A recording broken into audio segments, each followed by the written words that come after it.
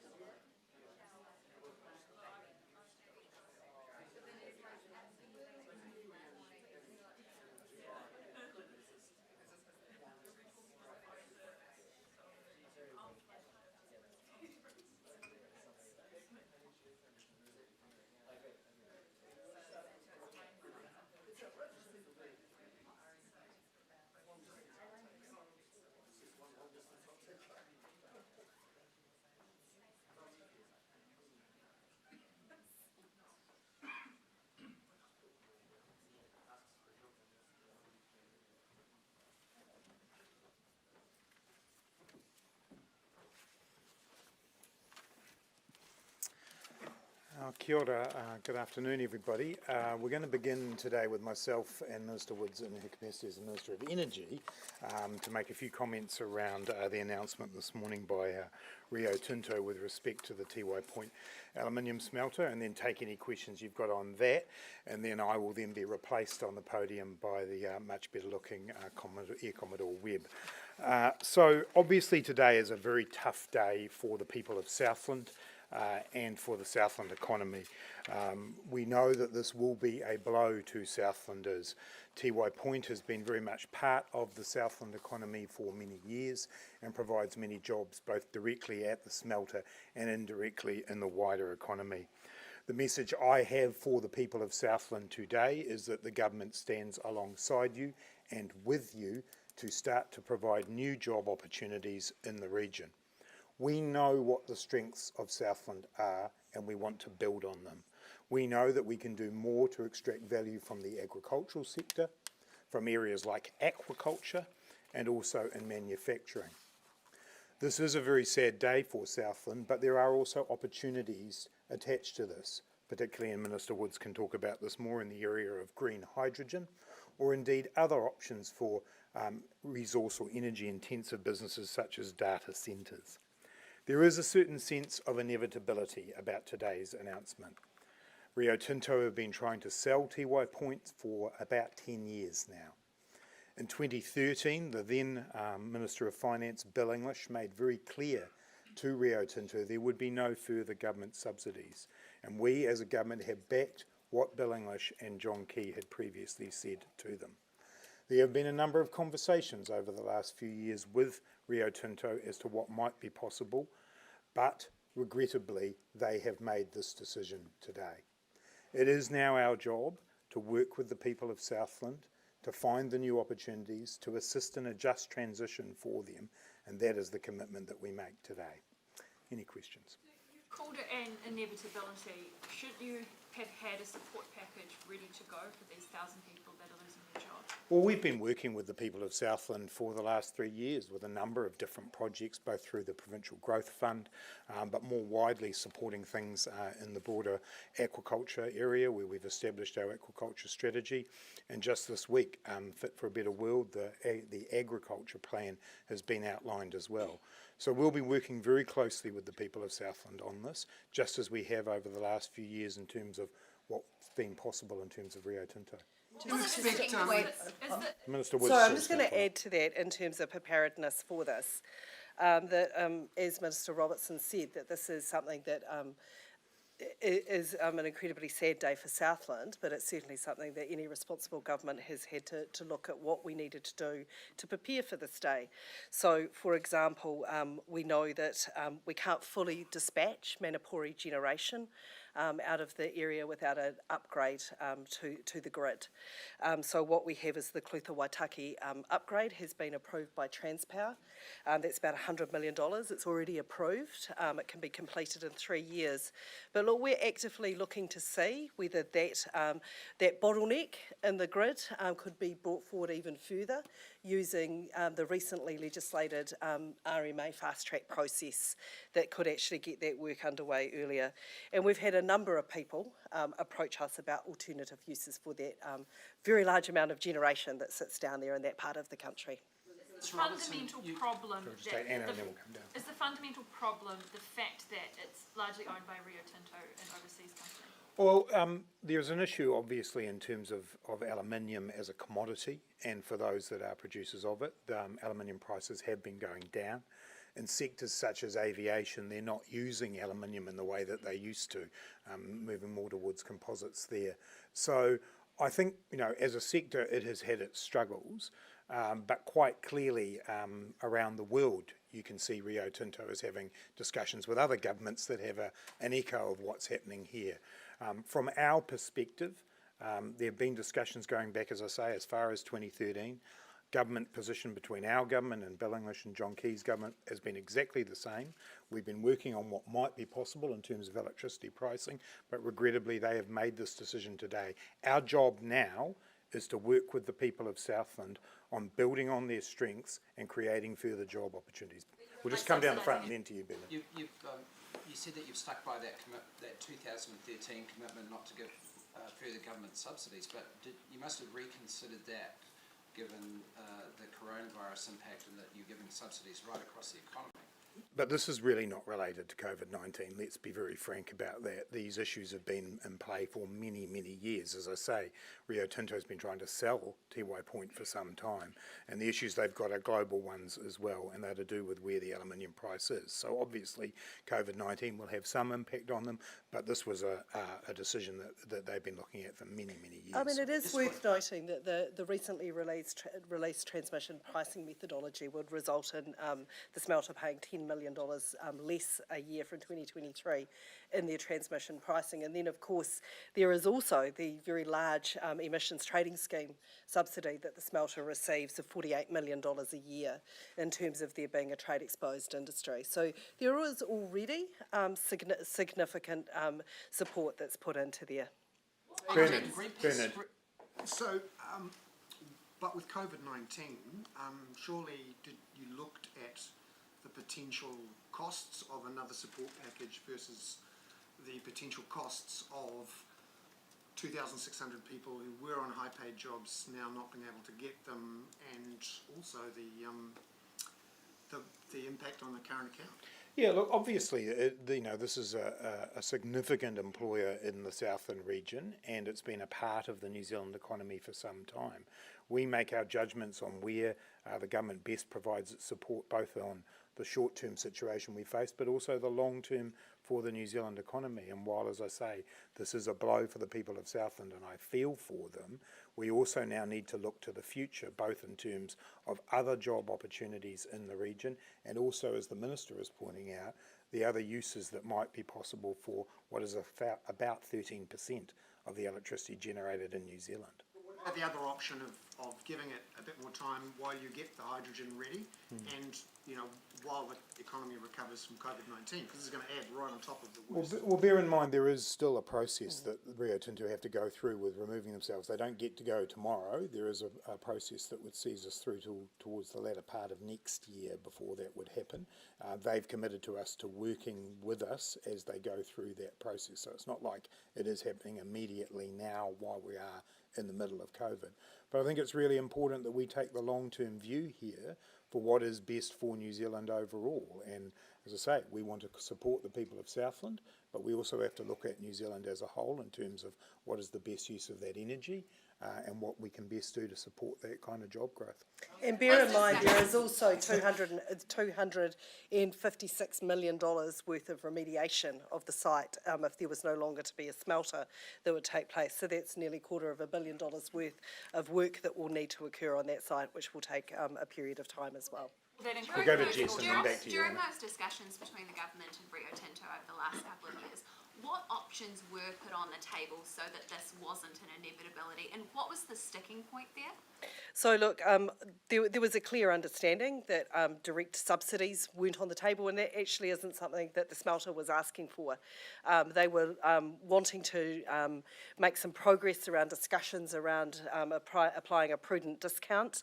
That was something I think you'll recall that earlier this year, after a meeting that the Minister of Finance and I had with both the parent company and New Zealand Aluminium Smelter, that we asked that a workshop be pulled together so everyone could sit down and have that discussion. That workshop occurred in March, just before we went into lockdown, but it is the prudent discount requires the transmission pricing methodology to be put into place. My understanding is that a formal application hadn't been lodged in that respect. And just to reiterate the Minister's point, as a result of the transmission pricing review, there was going to be around a $10 million reduction. Plus, we've got the $48 million from ETS allocation. So there already was in place a significant and fairly generous package. Clearly, Rio Tinto sought to make that more generous. That's their right to do so. It's also what they've been doing in other countries around the world as well. And it's also my understanding that that commercial discussions, which I'm obviously not privy to, were occurring with various electricity suppliers and the smelter, and that there was good progress being made on deals. But at the end of the day, no one is going to give their electricity away. There have already been warnings from some power companies that power prices are going to increase. What are you going to do about that? Well, I think one of the things that you'll see that we've made sure in the background that we've prioritised the work alongside and been working alongside Transpower to make sure we're addressing that bottleneck in the grid in terms of the Clutha Waitaki upgrade. That does actually allow us to move the generation from Manapori around the country. Actually, theoretically, 14% more electricity going into the grid should result in lower power prices, not higher power prices. Well, that will be, obviously, the smelter is still in place. They're talking about the end of next year. They have, of course, already announced that they'd turned off their fourth pot line, so that electricity had come back in. But in terms of, I think, probably the comment you're picking up on is people saying that the cost of transmission that will have to be shared across other players now, because the bit that the smelter has picked up in terms of their transmission pricing will now need to be distributed across other users across the country. But the main part of electricity pricing is always the generation, not the transmission or the distribution. I just wondered how much notice did you get of this decision? Do you expect to hear this? Were you told yesterday? We were informed just before the announcement this morning. But bear in mind, there have been ongoing discussions on this matter over the last few years. Rio Tinto announced that they would have a review that would be completed in March, so everyone's been aware of this. And as I said, the Minister and I said in our statement earlier today, there is a certain sense of inevitability here. This is about a commercial decision ultimately that Rio Tinto are making. They have had concerns about the overall global aluminium market. If you look to a country like Iceland, you'll see some very, very similar discussions and comments being made there. We've worked with them. The previous government worked with them. They now have made their decision. We're going to get alongside the people of Southland, a region that's got huge opportunity and potential, and grow new jobs for them there. The CEO of New Zealand Aluminium Smelters this morning said that there was still a small window to, I guess, save the company, and I mean that can be interpreted as the company still kind of flexing its muscles, saying if we get lower power prices, we'll keep it open. Is the government still keeping lines of communication open, or is this kind of it?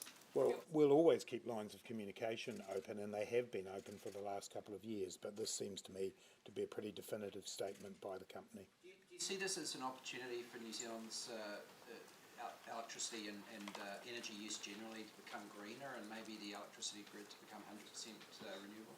Well, it does account for about 13 to 14% of electricity generated in New Zealand. That will, of course, go back into the grid. But I think one of the interesting things that we've seen, unlike other times when there's been discussion about the closure of Tiwai, is that we've seen continued investment in renewables by other generators, that they know that actually this is a very short-term issue in terms of the adding to the capacity within our generation, that it will be absorbed very quickly, probably in a period as short as 3 to 5 years. But it is renewable energy that will be put back into the grid and does offer opportunities for further electrification, particularly of industrial process heat. Contact actually has said today they're cancelling their geothermal or pausing their geothermal project, and other gentailers have said, okay, we won't build new renewable electricity, and we're going to make sure we respond to the market and not allow those prices to fall. What would you say to those gentailers when they say, well, we'll hold the nation hostage and not invest, and we will keep prices up? So what I would say is I think it's pretty inevitable today that people will say they're going to hit a pause button on investing in new generation until they can sit down and have a close look at what this means. But I think what is sitting there is a very good report from Transpower that's just been updated actually about the amount of time this will be taken to be absorbed into usage. That what we have seen, even though this has been on the cards, and I think everybody in the electricity industry, this won't become as a surprise. It was a matter of when, not if, in most people's thinking, that they'll be looking to rephase some projects. But we have some significant, particularly wind projects, already under construction.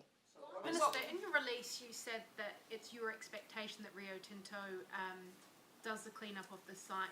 Can you guarantee that taxpayers won't have to foot any of that $250 million clean-up fee? Well, their financial statements do provide provision for the rehabilitation costs of $256.4 million. It is certainly our expectation that that will occur if the plant is to close. In what state do you expect that plant to be left? No dross?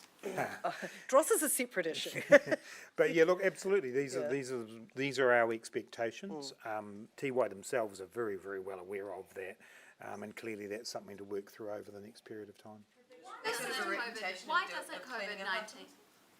Why doesn't COVID-19, that environment, change the government's position in regards to this? Because those people have lost their jobs today. Because of COVID-19, it's going to be much harder for them to find jobs than they maybe previously at the start of the year it would have been. I just reiterate the point that this is not an issue that emerged because of COVID-19 or in the COVID-19 period. We go back many years, all the way back to 2011. Rio Tinto was seeking to sell this smelter. 2013, the government made clear to them there wouldn't be any more direct subsidies. Aluminium prices have been challenged for some time, and they already had their review underway ready to be reported in March, just as COVID arrived. So while I've got a great deal of sympathy for people who are going into the job market under COVID-19, it is the government's job to be able to deal with that in the here and now and look to the future. The future can be very positive for the people of Southland. There are distinct natural advantages and there are distinct possibilities, particularly relating to the use of this electricity and energy in that region. So, you know, this is not about COVID-19, even though it's happened during the COVID-19 period. It's not due to COVID-19, so does that mean that these people aren't eligible for the COVID-19 unemployment benefit? The income relief payment, there'd be something to work through, but quite clearly again, the smelter itself keeps operating. This is a process with a long decommissioning process involved through into next year, and there'll be many decisions to be made between now and next year around the impact of unemployment. Just as the government's most senior member up today, could you just clarify that the health and the leave situation of the Deputy Prime Minister? I don't have any more information to add to the statement that has been put out today. I think it was a pretty clear statement about where the Deputy Prime Minister was at, and I don't have any information to add to that, other than to wish the Deputy Prime Minister well. Does the government have an assurance he's well enough to be the Foreign Minister at the moment? Absolutely. Talk about you and the government making jobs for people in Southland. What sort of jobs are you envisaging down there? Like you say it's natural and things like that, but yeah. What are you thinking? So look, I mean, there's a range of employment possibilities. So I mentioned a couple of sectors already. The government's launched recently an aquaculture strategy, and we believe that that area of the country is one where there is a lot of jobs possible there. We've also just put the Fit for a Better World strategy out in terms of agriculture, and particularly how we add value there in terms of agri-tech, how we add value to products in that area. There are already significant manufacturing operations in the Southland region, which we believe could be added to and benefit from this. And then in addition to that is the possibility of other uses for this energy, such as green hydrogen. We've just seen a partnership agreement signed with Mitsui about green hydrogen. There is ample opportunity to develop that. And then there's the question of ideas like data centres, where you have other energy intensive businesses that can be created. So I see a range of possibilities in the Southland region, but we'll get down there as soon as we can, have these conversations with a very, very capable economic development agency that's down there, Great South, and get beside them and start working these up. Has Rio Tinto indicated to you at what pace this wind down is going to happen before their contract finishes? Not particularly, no, but clearly they, as we've discussed, they've budgeted for the remediation work, and they'll be doing that over the next year to 18 months, I'd suggest. I'll just take one more before we... You received a Treasury paper in October last year titled Possible Impacts of a New Zealand Aluminum Smelter Closure.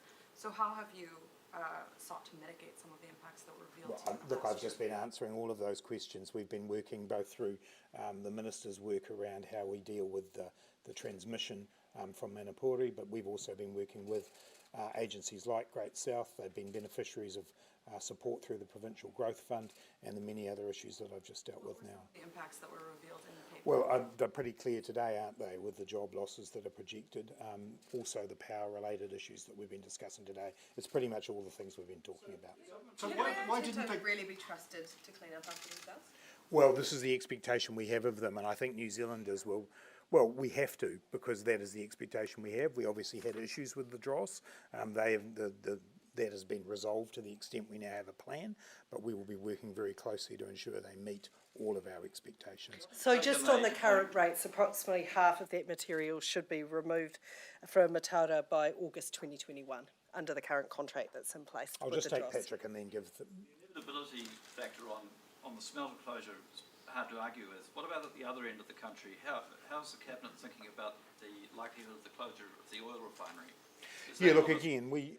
different kind? Yeah, I mean, there are different issues at play there, and we've been in discussions with them, with New Zealand Steel, with other big industries who have been affected in this way, and we continue those discussions. Thank right, you. we'll just get Ecom at a web. Okay.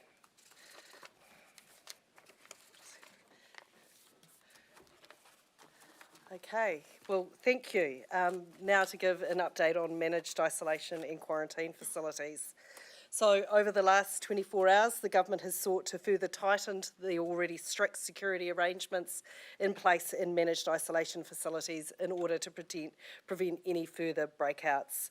And I want to start by repeating the point the Minister of Health made yesterday.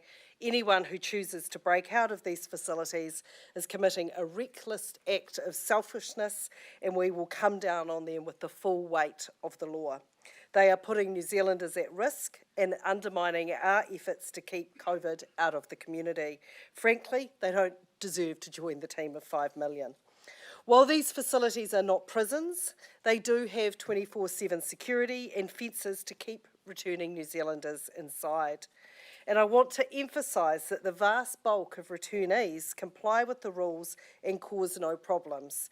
Nearly 30,000 New Zealanders have already been through these facilities, and the general feedback from these people is that it is a positive experience and they cause absolutely no issues.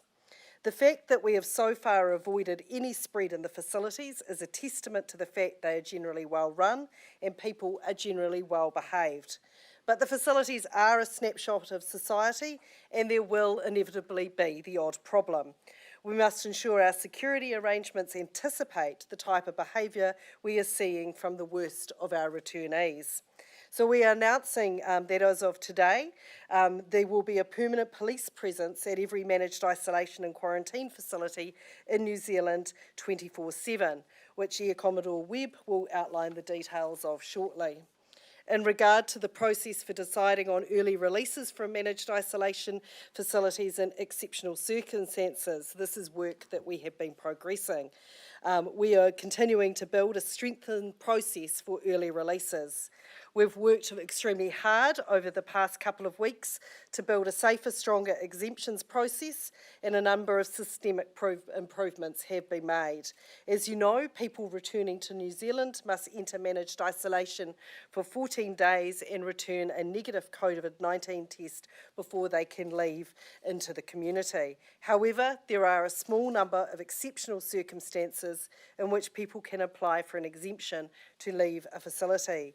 These include medical exemptions, which are granted in situations where a person's serious health needs mean they cannot safely stay in the managed isolation facility. They also include exemptions for other reasons. However, these have been suspended since the 16th of June, while assessment, compliance and enforcement processes have been worked on. We need to be sure the processes for allowing people to leave managed isolation early is without any weakness or uncertainty.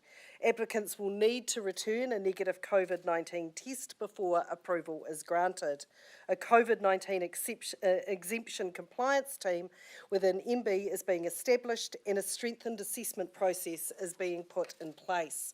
This will include a health assessment to determine the urgency of the request and any health risks the applicant may present. Those in quarantine facilities would be highly unlikely to be considered low risk in the context of an exemption application. That's quarantine as opposed to managed isolation. And an update on other work. Work is underway to transfer legal authority to oversee a number of critical procedures around this, including authorising exceptional exemptions to the Chief Executive of MB. An updated air border order will be in place next week after the Minister of Health gazettes that, and that will have an updated system for processing exceptional we anticipate at that time our updated system for processing exceptional exemptions will go live.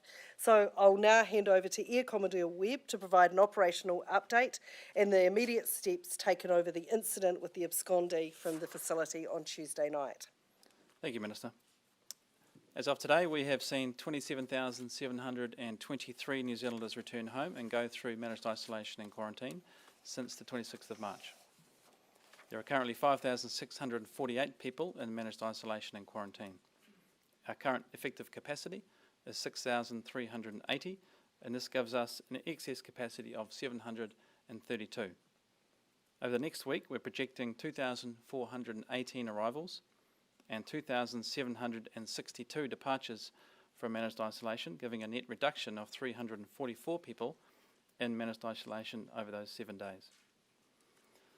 As you know, on Tuesday night, an individual absconded from the smoking area of a managed isolation facility in Auckland. I want to emphasise that this individual breached rules that are clearly outlined, and he will be charged as a result. It's important to recognise that almost 28,000 people have been through these facilities, 8,000 of them in the last 3 weeks. Everyone who goes into managed isolation knows the rules, and over 99.97% of them have followed those rules without any problems.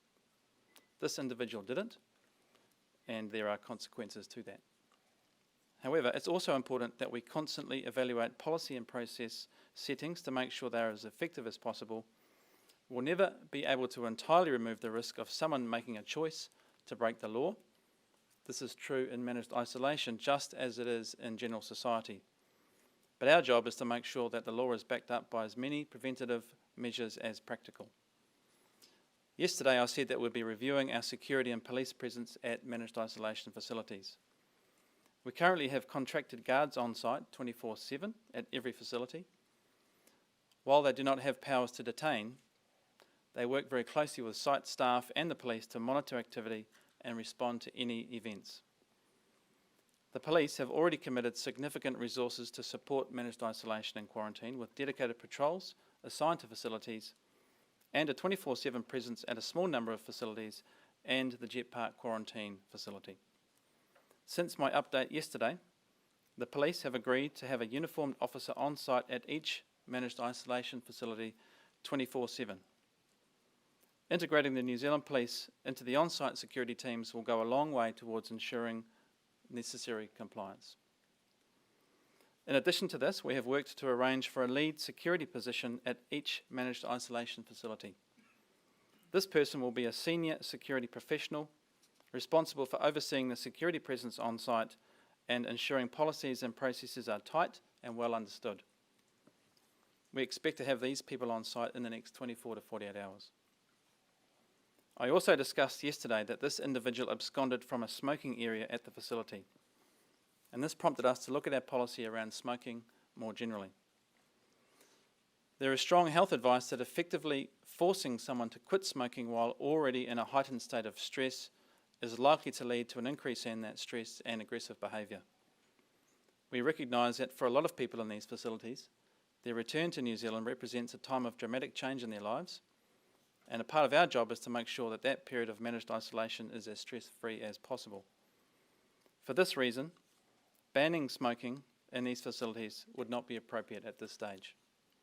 However, based on the behaviour of a couple of individuals, it is clear that this is an area of risk for absconding, and we want to address that. All smoking areas will be monitored 24 hours a day, and if for any reason that monitoring cannot occur, for example during a shift change, smoking areas will be closed. Furthermore, fencing as a visible deterrent has also been strengthened, and I can tell you that all facilities that require fencing have now had 6-foot-high fencing installed. As mentioned yesterday, we've been reviewing CCTV footage from the supermarket and the Auckland CBD to establish a minute-by-minute understanding of the individual's movements. He was logged into the smoking area at 6:51 p.m. and escaped via the fence section being replaced. He walked to the countdown, taking a relatively indirect route, arriving at 7:02 p.m. As reported, he spent 20 minutes there. He then took a phone call for 22 minutes, and that call ending at 7:42 p.m.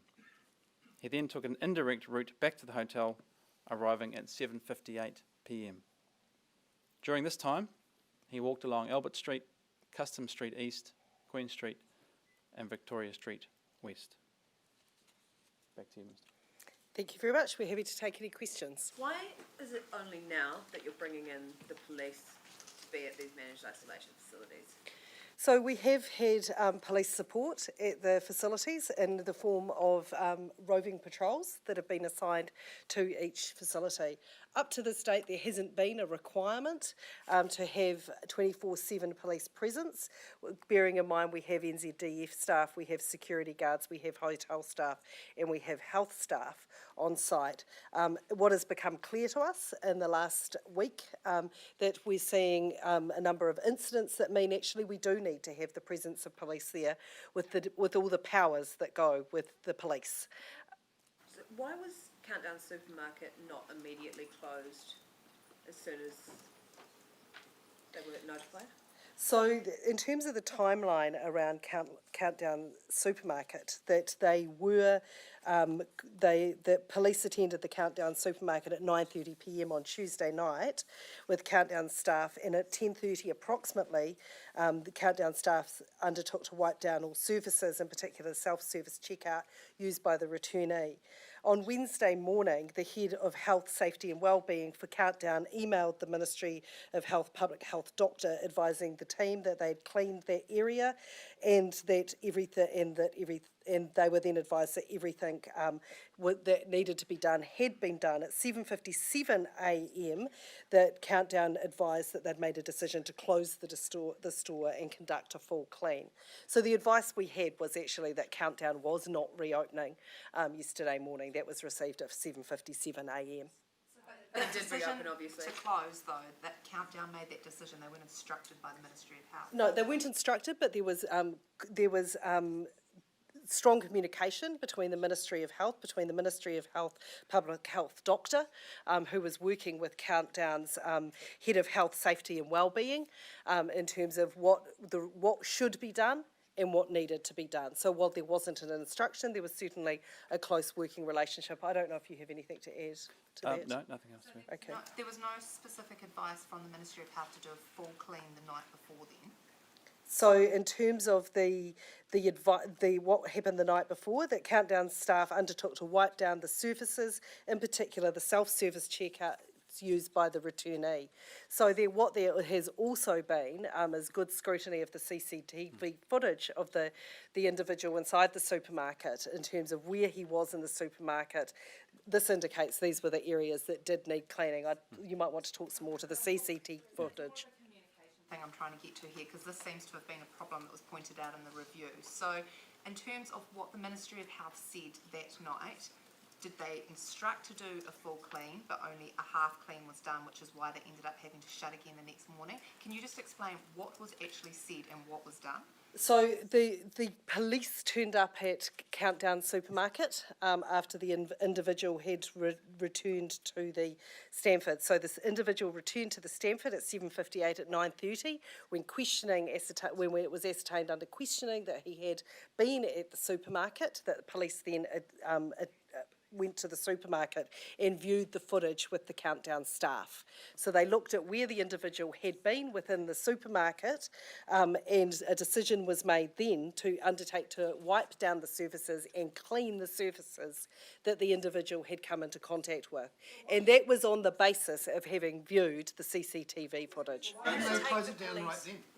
Because the areas the individual had been in, my understanding, and this is a question probably for Countdown, that after going through reviewing the footage, that the decision was made that they had done what needed to be done, what they had been able to ascertain, the period of time that the gentleman in question had been in the store, if anything was constituting close contacts in the areas that he had touched.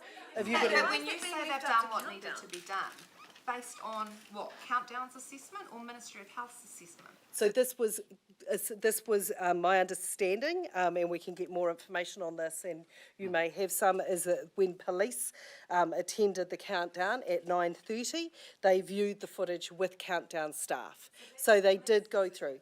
No, not a police decision. Countdown made the decision. There was, in my understanding, there was no instruction that they went through, they viewed the footage together, they saw the areas that needed to be cleaned. I don't know if you Where's the health advice on all of this? So there's no health advice in there, is there? And you identified that these are things that we need to, in terms of the review, need to look at and what the standard operating procedure needs to be. I think that this incident has meant that we do need to look how we bring all these factors together.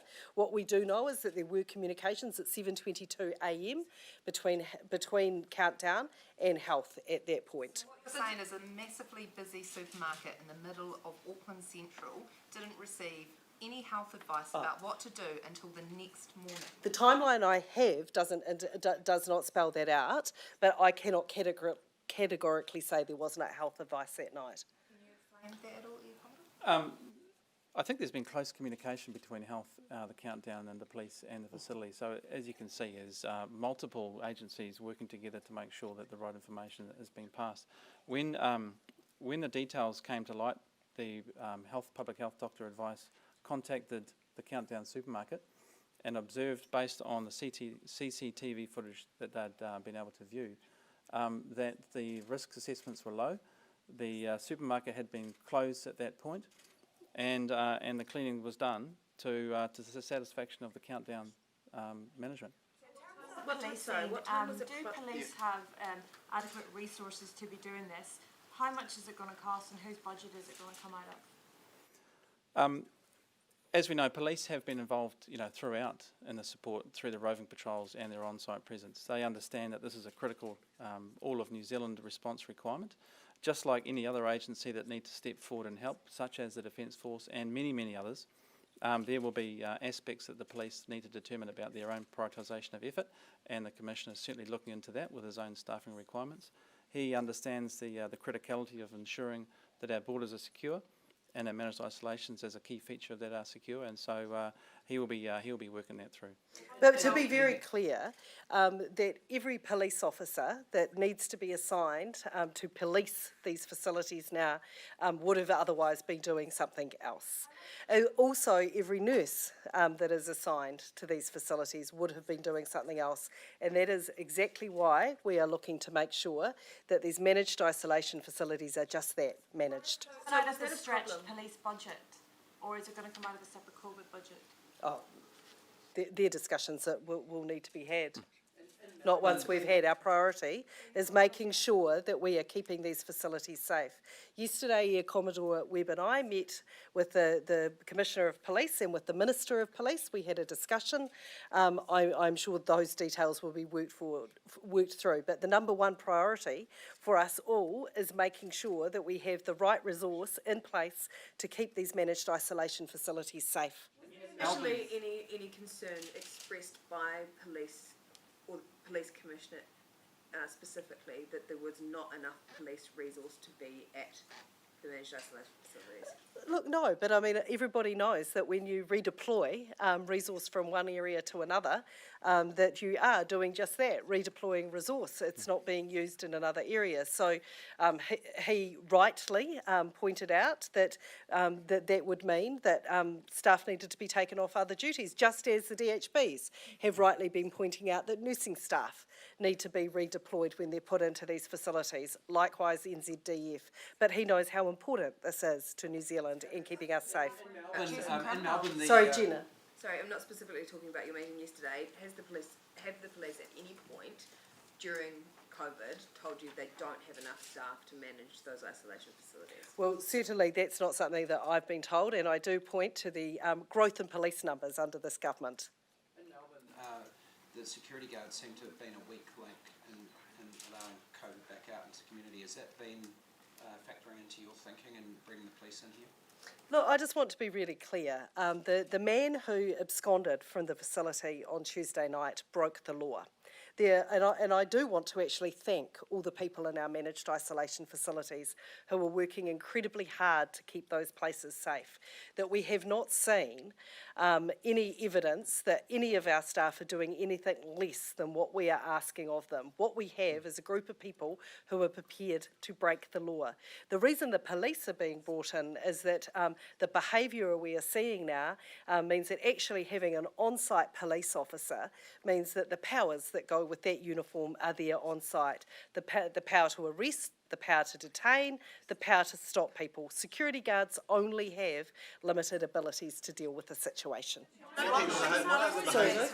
other behaviour are you seeing? Oh, climbing fences, slipping through gaps in fences, the kinds of things that have been in the newspapers in the last couple of days.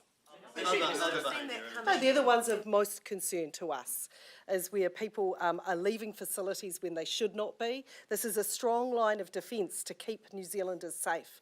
People climbing over a fence or finding a gap and slipping through it is not behaviour that we can tolerate. How many people have absconded? Sorry. How many people have absconded or attempted to abscond from these facilities? Well, there's the two that you know about. That's right. There was a further incident where police were called to another facility on, I think it was Monday night, but that wasn't an attempt to abscond. Opening comments, you said that people in these facilities who break the rules don't deserve to join the team of 5 million. These are New Zealanders. Are you saying that they're not welcome in their own No, country? absolutely. Everybody is welcome. What I'm saying is that actually we'd like you to make the same sacrifices that your fellow New Zealanders have made as well. That we all made an extreme sacrifice to get to the position we're in today. Those that are coming back to rejoin the team need to make the sacrifice. I absolutely accept staying in a hotel for 2 weeks is not going to be a holiday or a pleasant experience necessarily. But what we're asking is for people to make that sacrifice, abide by the rules and not break the law.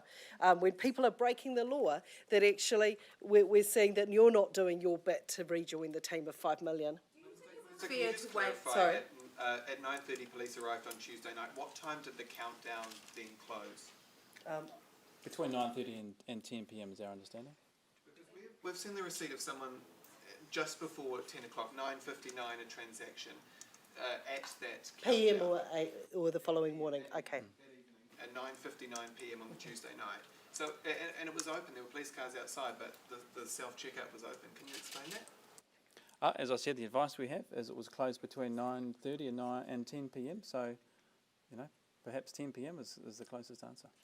People in managed isolation who have been following the rules have reported abuse from the general public during their daily exercise and a general increase in animosity towards them because they're coming home.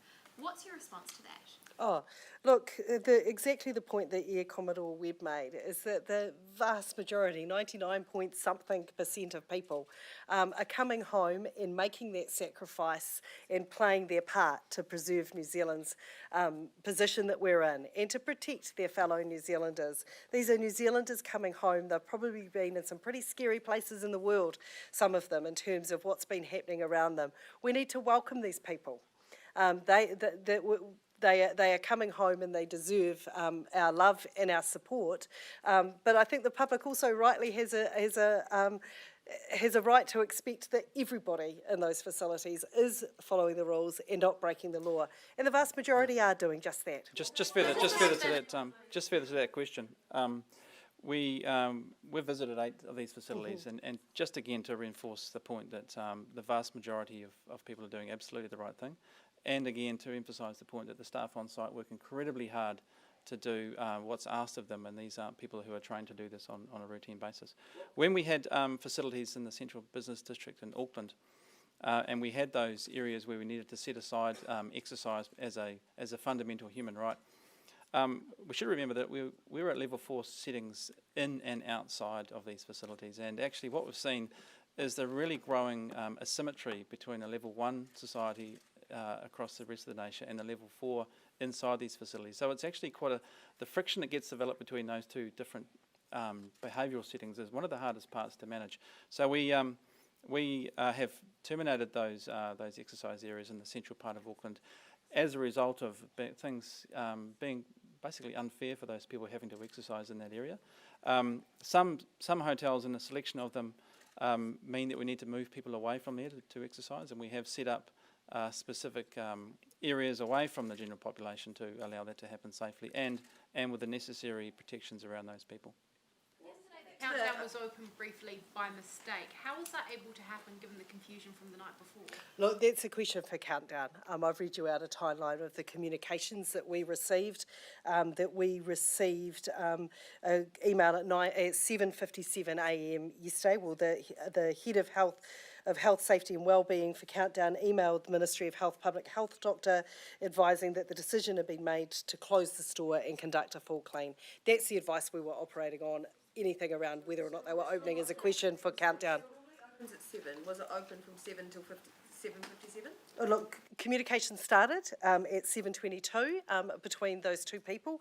My understanding is that an email was received by the Ministry of Health at 7:57 saying that the decision had been made to close the store and conduct a full clean. Why did you wait 17 hours to tell the public that someone that had tested positive for COVID had escaped? So in terms of the actions that were taken, in terms of making sure that the protections were put in place, the immediate priorities were around viewing the CCTV footage at the supermarket to see if close contacts had been established between the individual involved. It was ascertained that was most likely not the case, but that is a process that is continued to be worked through. Then also to track the movements of the individual. Then of course there was waiting for the test result to see if this was an individual that was positive. So all this work was going on in the background. We wanted to have all the facts to be able to put to the public, to be able to inform them of what had happened. But no actions were delayed in that period of time. All the actions that needed to be taken, all the people who needed to know were told in that time.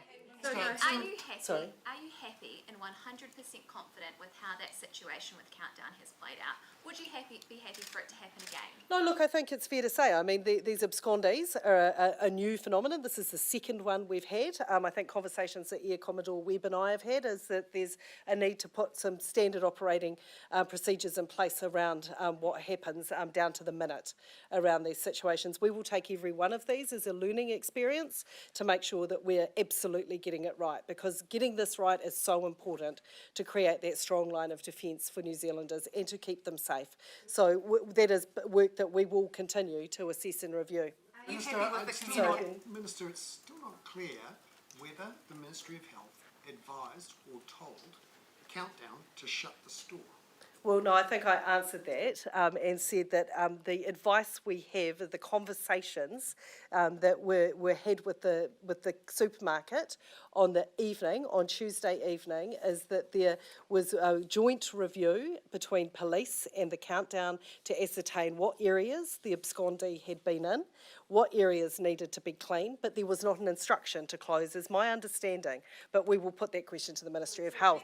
Why was it open and then why did it close? If you were happy the night before, why did suddenly the advice change to shut? No, so our understanding, the advice we have received is that the supermarket was closed somewhere between 9:30 p.m. and 10 p.m. on Tuesday night. We then received an email at 7:57 a.m. on Wednesday morning advising us the decision had been made to keep the store closed. So that is the advice we had. If there's discrepancies in that timeline, there are some questions that need to be put to Countdown, and we'll continue to work with them to make sure we've got a fuller understanding. Sorry? Shouldn't you be putting those questions to Countdown? Yes, that's exactly what I just said, that we are continuing to work with Countdown to make sure we've got a full picture and a clear understanding of how these timelines work together. And that is work that is ongoing, and we are absolutely critical to us making sure that we get things right in the future. Did it shut a second time because a positive COVID test had come in? No, the positive COVID test wasn't, we didn't find out about the positive COVID test for a couple more hours after that. That's the time it took for the test to get back from the lab. So in terms of our understanding was that from the email that was received at 7:57 that the store had been closed. The Countdown were advised at 9:56 a.m. that the gentleman had returned a positive COVID test, but our understanding at that stage was the store was shut for a deep clean. So this comes straight back to communication. And Air Commodore, weeks ago when you stood here and talked about the review, one of the fundamental things you said that needed to change was better communication in that all-of-government response. And here we have a situation where it appears the Ministry of Health was not intricately involved in the decision-making about whether that supermarket stayed open or closed. Is that a failure still, weeks later on from that review, of communication? I would say it demonstrates the complexity of how many agencies are involved. And when we spoke last time, we were talking about activities associated with managed isolation facilities. That was a complex enough task, and it absolutely still is. What we're seeing now is people deciding that they think it's okay to jump the fence and wander down to a supermarket, which triggers off a range of other aspects. I'm talking about Ministry of Health's ability to actually provide what is important information. Countdown is not a specialist on this. Ministry of Health is. Yep, and I think as the Minister just mentioned, one of the things that we are absolutely focused on is working with the Ministry of Health and the public health units who provide that expertise to make sure exactly what needs to happen for these sort of instances is well and truly managed. So there needs to be a standard operating procedure that brings together within minutes all of the key players. That is absolutely something that needs to happen. But how do you explain that to New Zealanders? Sorry, Jen? How do you explain to New Zealanders that standard operating procedure does not exist already? Look, operating procedures did exist in terms of the police being called. So what happened at the site? So when it was discovered that someone had absconded, that very quickly the police were called. That was the operating procedure that needed to happen, because first and foremost, the individual needs to be returned, needs to be found, and needs to be removed from the community. So that was the procedure that was undertaken, and was undertaken within minutes. In terms of the piece around where that individual goes, this is going to be different on every occasion where someone absconds to.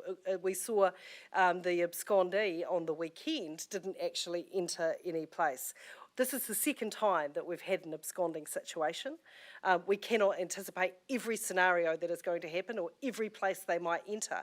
But as we learn from each experience, I think it's becoming clear what needs to happen. There needs to be a standard operating procedure that clicks into place right from the first minute around how that site needs to be managed. Sorry. You say it's not a prison, but by posting police at every facility, are you treating Kiwis like criminals? No, what we're doing is making sure that we've got someone on site, that if we do have people that are breaking the law, which we've seen on 2 occasions over a period of 3 or 4 days that has occurred, that we have people that have the power, the necessary and right and appropriate powers to deal with that.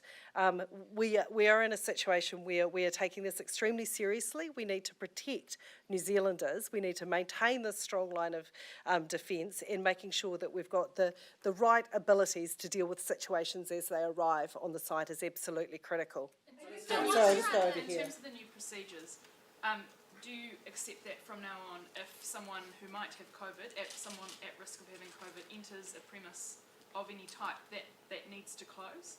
Is that what is going to be in the new procedure? Can you give us that assurance?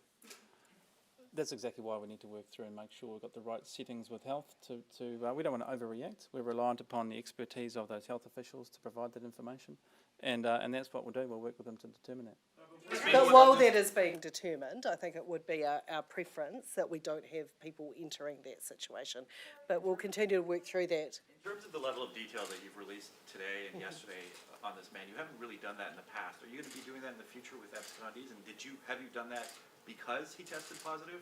Had he tested negative, would you have told us everything that you told us today and yesterday? Oh, there's been a high level of public interest in what the movements of this man were, and rightly so. People want to know where he went, who he may have been in contact with. We need to reassure the public that actually his time out of the facility is accounted for, that we've been able to do the work to ascertain exactly what happened in those 60 to 70 minutes that he was outside of the facility.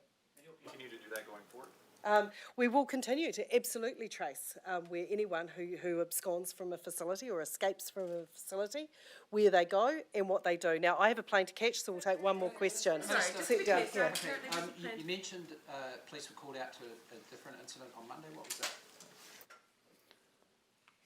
that? The Monday incident. That was there was an incident, I think, at the quarantine, at the Jet Park Hotel, where there was a man who was displaying... Oh, sorry, of course, sorry, I'm just reminding you.